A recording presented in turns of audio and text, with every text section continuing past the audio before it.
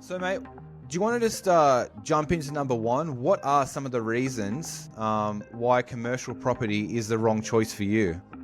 All right, so reason number one is you are early on in your portfolio. So what I mean by that is commercial, like the whole advantage of property investing is leverage. Like you get to play with someone else's funds by 8 to 10 times kind of thing and make big dollars. Not sugarcoated, Andrew. You can lose big dollars in commercial and residential investing because you're playing with big dollars, so you can also lose. So there's a risk in itself.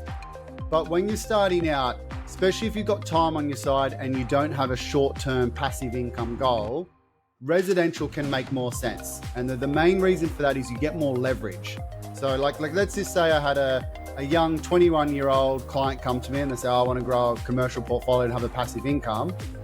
They've probably got a bigger borrowing capacity with residential because they could go out and buy 3 times residential properties on 90% loans. They will pay lender's mortgage insurance, but 3 times residential properties on 90% loans versus only 1 or 2 commercial on like a 70% or 80% loan to value ratio.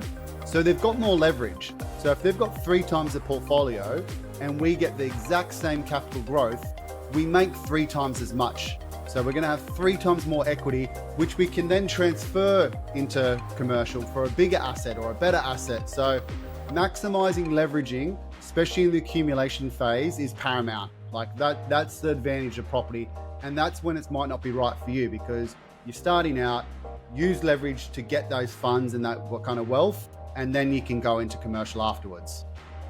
Yeah, and I do like the idea of taking bigger risks when you have less responsibilities, like e.g. like kids, mortgages already on other properties.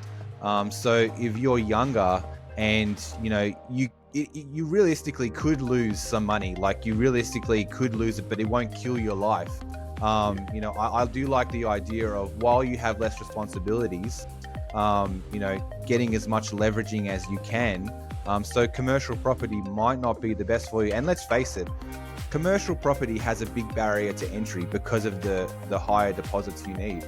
No one can sugarcoat that. It's just how it is. Yeah. You can buy some lower priced commercials. So you can go out and buy like 150 grand warehouse, but that generally isn't going to kind of scale your portfolio. As opposed to doing like a 30% deposit on 150 grand warehouse, I would rather use that 50K kind of deposit and go buy a $450,000 residential property on like a 95% loan. So it gives you options there. But you raised a good point. Your risk profile, which is actually one of the points. I think that's number 0.4 we go through for reasons not to buy. So we'll touch on that a little bit later.